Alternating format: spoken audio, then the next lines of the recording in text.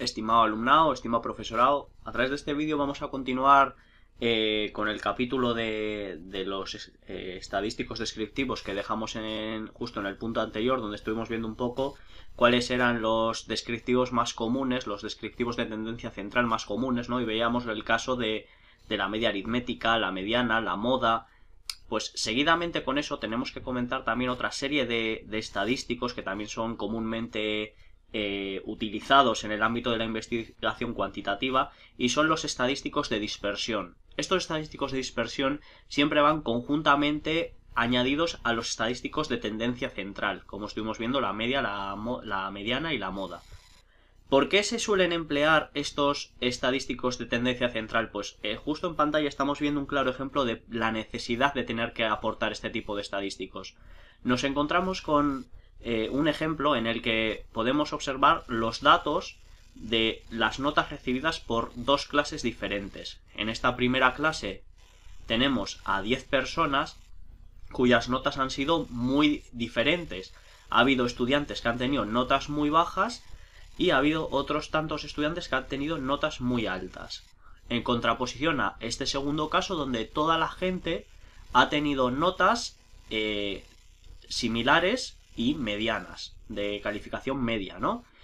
En ambos casos, la media aritmética nos da un valor de 5, por lo que podríamos intuir que ambos resultados serían iguales, pero esto no es cierto, porque ya estamos viendo que los valores tanto de la primera clase como los valores de la segunda clase son totalmente diferentes. Es por este motivo por el que, además de aportar los valores de la media aritmética, es necesario que se aporten valores de desviación, ¿no? De cuál es la desviación de cada una de estas medias. En el primer caso, si calculásemos la desviación típica a través de una fórmula que vamos a ver más adelante, nos daría que la desviación típica es de 4,17, es decir, que la amplia mayoría de datos se sitúan entre el valor de la media, que es 5, y 4,17 puntos hacia la derecha en positivo y 4,17 puntos en negativo hacia la izquierda. En contraposición encontramos la segunda clase, donde la desviación típica es 0, lo cual nos quiere decir que hay mucha homogeneidad en los datos. Como se puede apreciar, en este caso la desviación típica es 0 porque todos los casos son idénticos, mientras que una mayor desviación típica nos está diciendo que existe mayor variedad en los datos, diferencias mayores en los datos. Una desviación típica baja nos indica que hay una diferencia en los datos muy baja, que hay homogeneidad en los datos, que son datos muy homogéneos, muy parecidos, muy iguales, ¿no? Es por esto que la necesidad de aportar, además de la media aritmética, otros estadísticos como la desviación típica. Vamos a ir a un caso que tenemos preparado en SPSS, en el que vamos a analizar el salario semanal que reciben los estudiantes a lo largo de una semana, ¿no? Encontramos el caso de 6 estudiantes, donde un estudiante recibe 90 euros a la semana, otro 110, otro 250, otro 310, otro 450 y otro 1000 euros a la semana. Vemos que los datos por sí son muy diferentes. Encontramos salarios de 90 euros y salarios de 1000 euros, lo cual ya nos puede dar una pista de pensar que estos datos van a tener una desviación típica bastante elevada. Antes de nada, vamos a comenzar explicando dos conceptos clave, la desviación típica y la varianza. Ambos conceptos son muy similares, pues la desviación típica es la raíz cuadrada de la varianza. Nosotros en este punto inicial, en este curso de introducción, vamos a enfocarnos especialmente en la desviación típica, pues va a ser el estadístico por defecto que vamos a utilizar a la hora de reportar los valores en nuestros estudios de investigación cuantitativa. ¿Por qué se usa generalmente la desviación típica y no la varianza? Tenemos que recordar que el valor de la desviación típica proviene de la varianza. O sea, primero se calcula la varianza de unos datos y posteriormente se hace la raíz cuadrada de esta varianza y nos da la desviación típica. ¿Pero por qué se utiliza la desviación típica generalmente? Pues el mayor beneficio que nos proporciona emplear la desviación típica es que los valores están en la misma escala que nosotros utilizamos de común. Nosotros cuando calculemos la desviación típica podremos interpretar la desviación típica en base a estos valores que tenemos aquí. Vamos a verlo ahora más en profundidad. ¿Cómo calculamos la desviación típica de estos valores? ¿Cómo sabemos cuánto se desvían los datos hacia un lado y hacia el otro en este caso? Pues procedemos por analizar estadísticos descriptivos. En este caso pasamos nuestra variable salario semanal a la columna de la derecha y pulsamos en opciones, marcando la opción de media y desviación estándar. Podemos marcar también la casilla de varianza. Recordamos que la desviación estándar es la raíz cuadrada de la varianza. Si calculamos esto, nos sale que la media, el promedio que suele ganar estos 6 estudiantes es 368,33 euros semanales, con una desviación estándar de 336,83 euros. Es decir, que la amplia mayoría de casos se encuentran entre 368,33 más 336,83 y 368,33 menos 336,83. Se encuentran en ese rango. Eso es, vamos a verlo a través de esta imagen que queda más claramente explicado. Vemos que aquí tenemos nuestra media y nuestra desviación típica, que decíamos que era 368,3 y 307,48 nuestra desviación típica. Este sería nuestra media y vemos como la desviación típica va tanto hacia el lado negativo como hacia el lado positivo. Esto quiere decir que estos datos, los datos que hemos estudiado, se encuentran a tanto menos una desviación típica hacia la izquierda como a una desviación típica hacia la derecha. ¿Vale? ¿Qué más vemos de estos datos que encontrábamos aquí? Veíamos también el valor de la varianza. En este caso no vamos a analizarla, pues el valor que más nos interesa es el valor de la desviación típica. ¿Por qué nos interesaba? Precisamente por esto, porque podemos calcular 368,33 y a esto podemos sumarle el valor de la desviación estándar. Si con el valor de la varianza nosotros no podríamos calcular la media más la varianza. Tenemos que calcular la media más la desviación típica. Por eso realizamos, es más oportuno realizar o emplear el valor de la desviación estándar al valor de la varianza. El valor de la varianza también se usa mucho en estadística, pero en otros ámbitos que veremos mucho más adelante en otros cursos, como son las covariaciones, la varianza explicada, etc. Por este motivo vamos a emplear la desviación estándar comúnmente. Una vez que hemos visto ya cuál es la desviación típica, la varianza, vamos a pasar a hablar de el rango. El rango es el recorrido, ¿vale? Rango es sinónimo de recorrido, de cuál es el valor más bajo y cuál es el valor más alto. En este caso se ve muy claramente porque si vemos, vamos a ponerlo más grande, si vemos en este caso el valor más bajo era 90 y el valor más alto era 1000. Por lo tanto, el recorrido va a ser siempre la resta entre el valor más alto y el valor más bajo. En este caso el recorrido o el rango va a ser 900-100. Vamos a ver. Vamos por analizar estadísticos descriptivos frecuencia. Marcamos rango aquí debajo. Y aceptamos.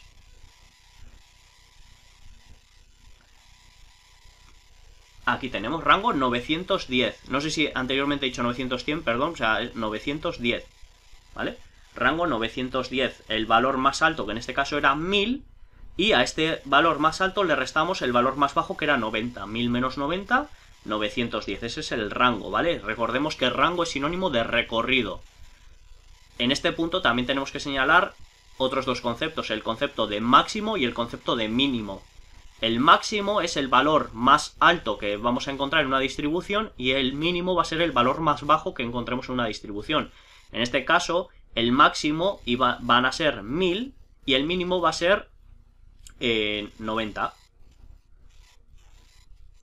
Aparte de esto, nos encontramos con que generalmente podemos hallar podemos hallar casos que sean muy diferentes. Podemos encontrar casos en los que la media y la mediana sean muy similares, pero casos en los que la media y la mediana sean muy diferentes, como habíamos visto en otros vídeos anteriores.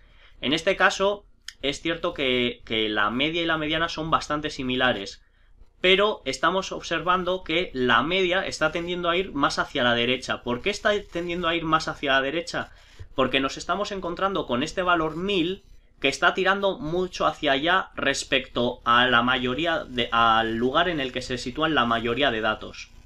Si en vez de 1000 hubiésemos encontrado con 100.000, o sea, si en vez de haber tenido este valor de 1000 hubiésemos tenido un valor de 100.000, esta media estaría muchísimo más hacia la derecha. No obstante, da igual que pusiésemos 1000, que 100.000, que 4 millones, el valor de la mediana seguiría estando donde está. Por lo tanto, siempre decimos que la mediana, dependiendo de las situaciones, puede ser también un estadístico descriptivo mucho más robusto que la media aritmética, porque la media aritmética es muy susceptible a variar en función de si existen valores valores atípicos o valores muy descentralizados. Es por ello que se recomienda que en ocasiones se estudie la posibilidad de añadir a nuestras investigaciones, además de la media y la desviación típica, el valor de la mediana. En este caso ya decimos mediana, media y desviación típica. Nos encontramos con otro concepto más, el concepto de rango intercuartil. Una vez que hemos calculado cuáles son nuestros cuartiles, el cuartil 1, cuartil 2 y cuartil 3, que ya explicamos en el vídeo anterior, vamos a calcularlos nuevamente con nuestro programa estadístico, vamos a analizar estadísticos descriptivos, frecuencias, pasamos nuestra variable y en estadísticos marcamos cuartiles. Aceptamos y ya nos sale aquí que el percentil 25, que recordamos que era el cuartil 1, nos sale que el valor es 105, que es justo el que tenemos marcado aquí, cuartil 1 o Q1, 105. El cuartil 2 o percentil 50 es 280, que es lo que tenemos marcado aquí. Y el percentil 75 o cuartil 3 es 587,50, que es lo que tenemos justo marcado aquí. Un concepto muy ampliamente empleado en estadística es el concepto de rango intercuartil. Cuando hablamos de rango intercuartil, hablamos de un estadístico basado en la diferencia entre el cuartil 3 y el cuartil 1. Esto nos va a dar un valor, que en este caso es 482,5, que nos va a permitir conocer qué valores están tratando de descontextualizar realmente la muestra. Hablábamos de que la media es muy susceptible de aquellos casos atípicos. Imaginemos que en vez de tener este 1000, tenemos un 100.000.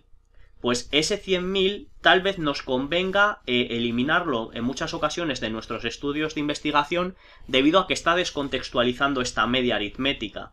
O sea, está proporcionando una desviación típica muy enorme para realmente los casos que tenemos.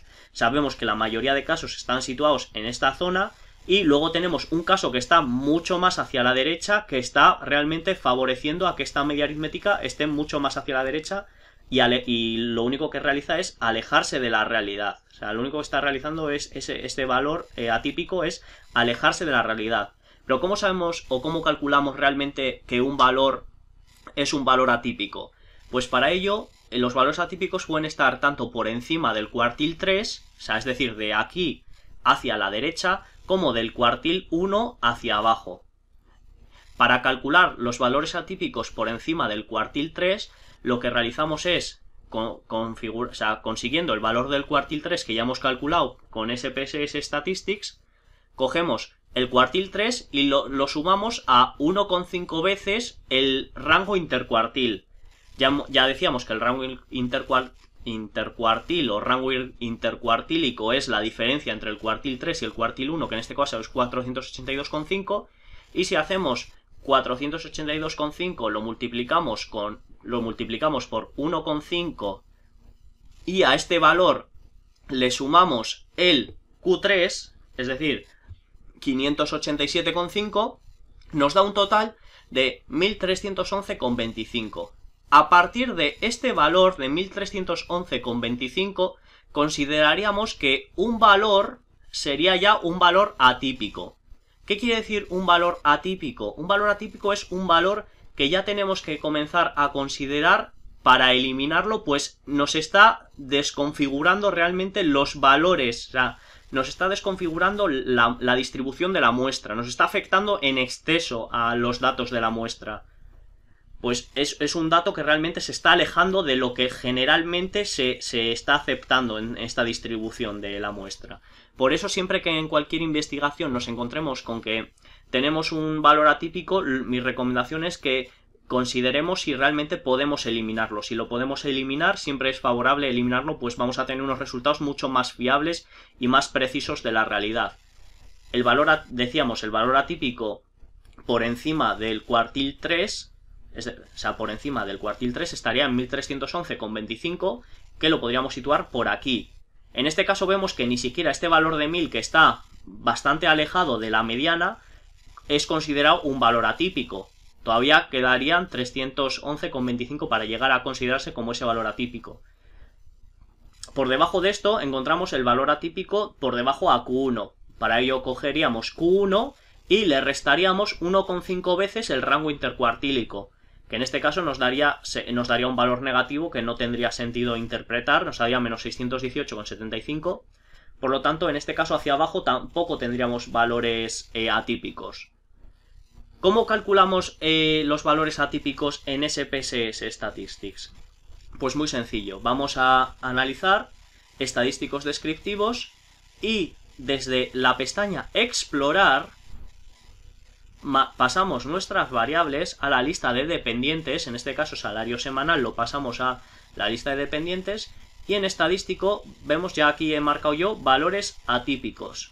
Marcamos valores atípicos y luego si deseamos realizar algún gráfico, por ejemplo vamos a ver que generalmente se suelen realizar gráficos de cajas para este tipo de análisis de valores atípicos. Pues podemos marcar también gráficos de tallo y hojas, pero no son excesivamente recomendables porque hay veces que son complicados de interpretar. Simplemente aceptamos y nos salen estas tablas. La tabla que más nos interesa es la tabla de descriptivos. Aquí observamos que para la variable salario semanal, esta variable tiene una mediana de 280, que es idéntico a lo que ya habíamos comentado, el valor de la varianza, el valor de la desviación estándar, el valor mínimo, que es 90, el valor máximo, que es 1000, el rango, que recordamos que era el valor máximo menos el valor mínimo, el rango intercuartil, que recordamos que era el cuartil 3 menos el valor del cuartil 3 menos el valor del cuartil 1, y luego los valores de asimetría y kurtosis que veremos un poco más adelante. Posteriormente, si observamos aquí, vamos a encontrarnos este tipo de gráficos que se llaman gráficos de cajas y bigotes, dependiendo de en qué parte investiguemos, ¿no? Y ¿qué podemos ver de esto? Pues en principio tenemos que tener claro una serie de conceptos a la hora de interpretar este tipo de gráficos. Este valor de aquí, esta raya de aquí, nos está indicando el valor mínimo. Siempre este bigote inferior nos está indicando el valor mínimo. Este inicio de la caja, este inicio de caja, ¿vale? Vemos esta caja aquí. Pues el inicio de la caja por debajo es el equivalente al cuartil 1. Esta mitad de aquí de la caja es equivalente a la mediana o al cuartil 2. Y posteriormente este valor de aquí, de arriba de la caja, es equivalente al cuartil 3. Posteriormente vemos que significativamente por encima nos encontramos con el caso 6. Esto nos quiere decir que este caso 6 está bastante por encima de de Q3, ¿no? Que sería este valor de aquí. Como podemos observar en la base de datos, vemos que el caso 6 está situado en el punto 1000. Lo observamos aquí en el punto 1000. No obstante, ¿cómo sabemos que es un caso atípico o no es un caso atípico? Pues muy sencillo. En SPSS los casos atípicos vienen marcados por un asterisco. Si en vez de este 6 estar redondeado lo hubiésemos tenido en forma de asterisco, ese asterisco nos estaría indicando que ese valor es un valor atípico y por ende tendríamos que replantearnos el eliminar ese caso de la base de datos. Si nosotros este valor 6 hubiese sido un valor atípico, hubiésemos procedido del siguiente modo. Nos está indicando que el valor 6 es valor atípico, en este caso no, pero estamos planteando el hipotético caso. Iríamos a nuestra base de datos y el valor 6 lo eliminaríamos, lo borraríamos. ¿De acuerdo? Así podemos proceder.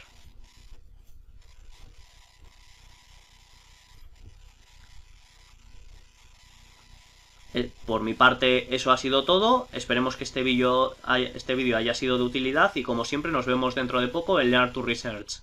Un abrazo.